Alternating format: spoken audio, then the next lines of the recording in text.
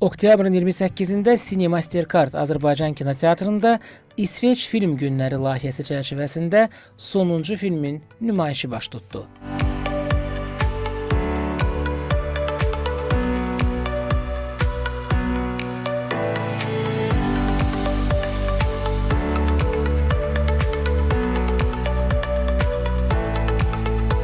Azərbaycan Kinematografçılar İttifaqının İsveç Krallığının Azərbaycandakı səfirliyi ilə birgə əməkdaşlığı çərçivəsində rejissor Jens Sjögren'in Mən Zlatanım bədii filmi nümayiş etdirildi. Tədbiri giriş sözü ilə açan kinotənqidçi moderator Sevda Sultanova İsveç səfirliyinə əməkdaşlıq üçün təşəkkürünü bildirdi. İsveç səfirliyinə bizə yeni müəllifləri tanıtdığı üçün çox təşəkkür edirəm və bu il göstərilən 4 filmdən 3-ü bioqrafik idi.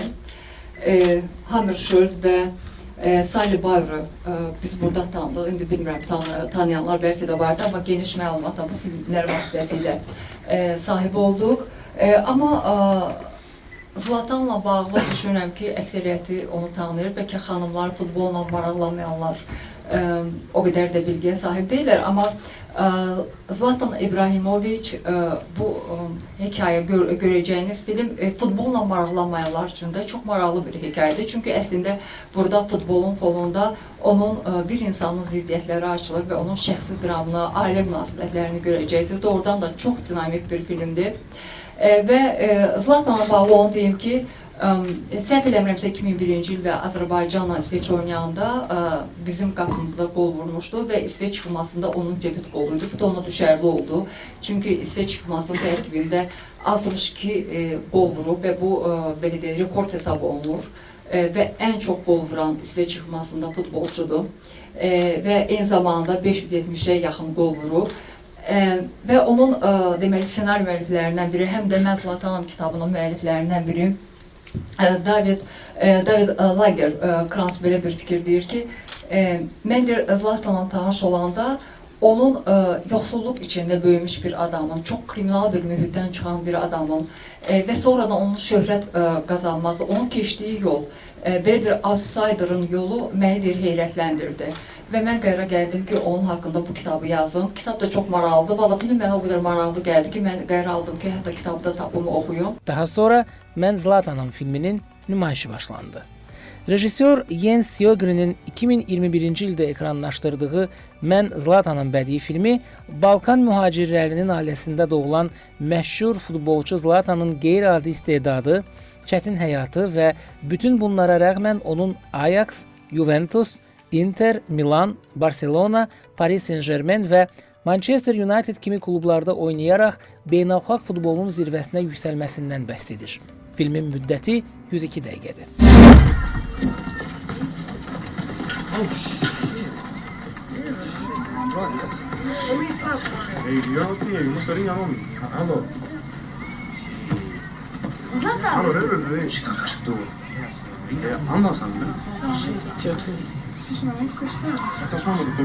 Zlatan, grabbar. Jag bara känner förvirrad lite.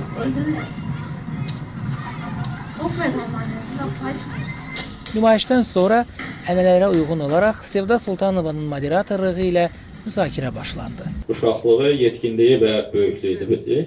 Amma sırf uşaqlıq dövrü çox yaxşı uşaq filmidir. Ayrıca götürsən, yəni ona ayrıca nümayiş etmək olar, sırf uşaq filmi kimi, yəni belə deyək də, balaca uşağın yeni 70 yaşında böyüməsi. İkinci hissəsi də məsləhət görərdim onu Afrikalardan bir göstərsinlər.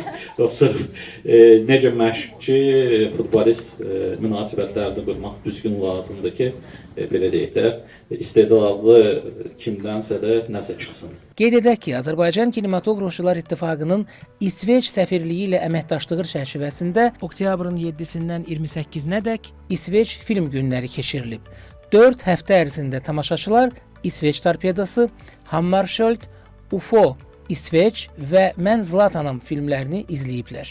This event, as well as the two previous film festivals that we have had here, has a very positive influence on the bilateral relations, cultural relations. I think this is a way to share